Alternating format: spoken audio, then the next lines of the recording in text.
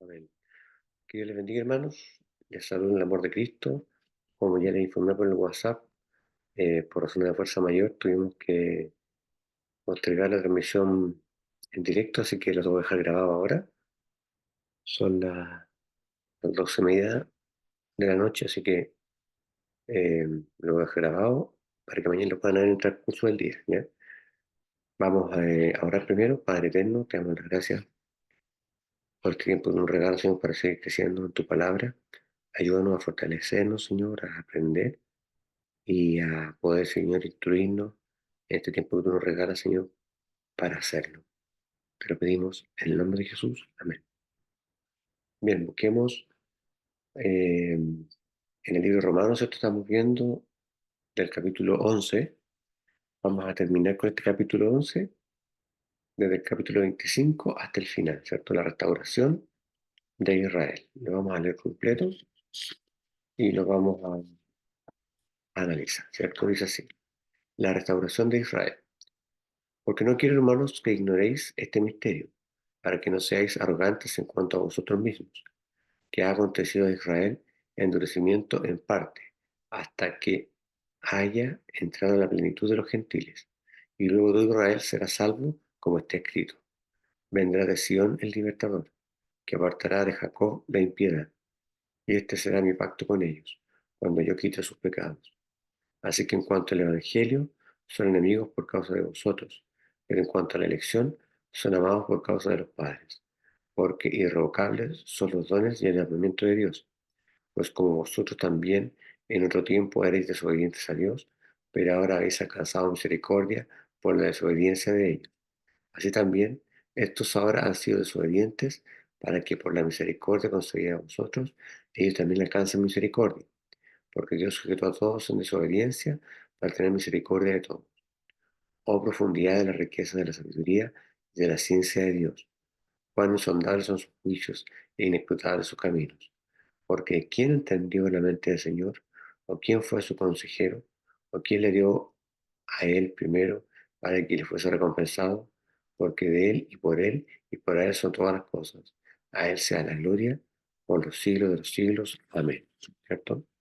Entonces, habla acerca de la restauración y dice el 25: porque no quiero, hermanos míos, que ignoréis este misterio, ¿cierto? Es decir, lo que ha pasado con Israel, para que no os ensoberbezcáis en cuanto a vosotros mismos, ¿cierto?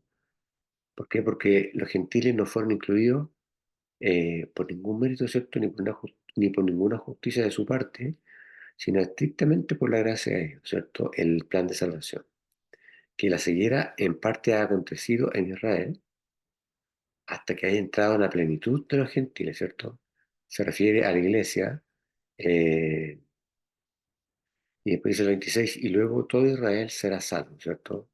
Es decir, cuando la edad de la iglesia termine y se produzca, ¿cierto?, la segunda venida de Cristo, entonces solamente ahí Israel va a aceptar a Cristo, ¿cierto? Y va a ser salvo.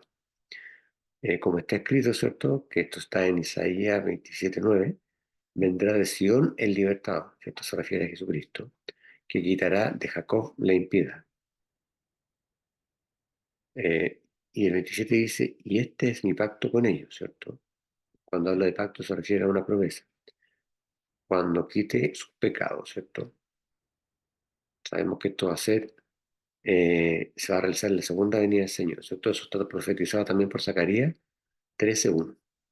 Así que, dice el 28, en cuanto al Evangelio, son enemigos por causa de vosotros, ¿cierto? Se refiere al Evangelio de Jesucristo.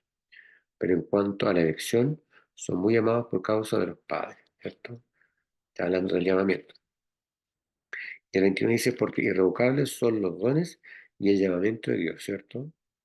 Eh, los dones que Dios entrega y el llamamiento que Dios hace no están, ¿cierto?, sujetos a ningún cambio de opinión de parte de Dios, ¿cierto? Dios los entrega y es para siempre. Porque dice el 30: como también vosotros en algún tiempo no creísteis a Dios, refiere, ¿cierto?, a los gentiles que vivieron fuera de la promesa por casi 4000 años, pero ahora habéis alcanzado misericordia por la incredulidad de ellos, ¿cierto? Se refiere a la incredulidad de Israel. Eh, pero obviamente esa incredulidad de Israel no detuvo la misericordia de Dios, eh, la misericordia que él se había planteado desde un principio, ¿cierto? Y la extendió a los gentiles.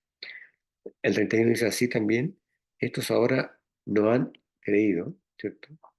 Se refiere otra vez más a Israel, eh, para que por la misericordia, para con vosotros, es decir, con la iglesia, y también alcancen misericordia, ¿cierto?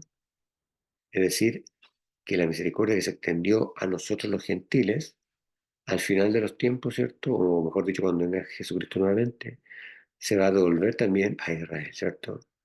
Y ahí se va a cumplir la totalidad del plan de Dios, eh, que va a volver en definitiva al punto de partida.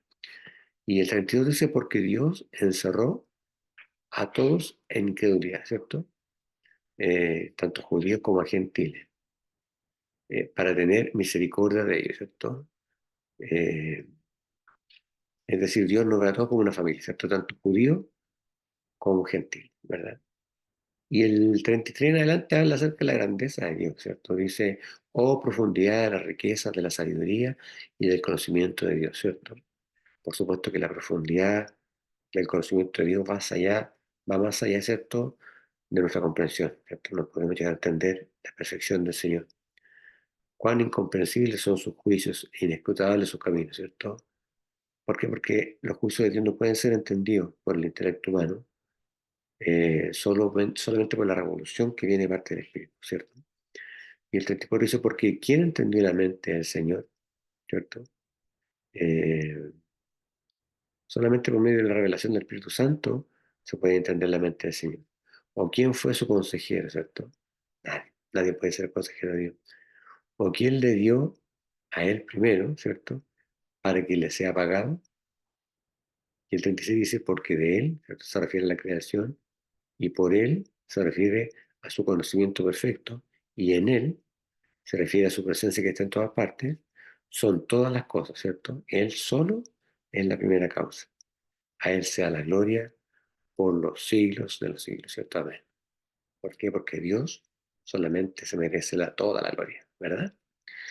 Bien, queremos atacar, hermano. Fue bastante breve este estudio, producto de que ahora empezamos con el capítulo 12, así que para que empecemos todo de manera ordenada, ¿cierto? El capítulo 12 de Romanos vamos a empezar entonces la próxima semana con la ayuda del Señor y vamos a hablar acerca de los deberes cristianos, ¿ya? Así que ojalá que pueda participar usted también de este estudio bíblico con la ayuda del Señor. Que Dios le bendiga y nos encontramos, si Dios quiere, el día domingo en el servicio, ¿cierto? Ya sea presencial o por Zoom, como Dios lo tenga preparado. Amén. Que Dios le bendiga. Bueno,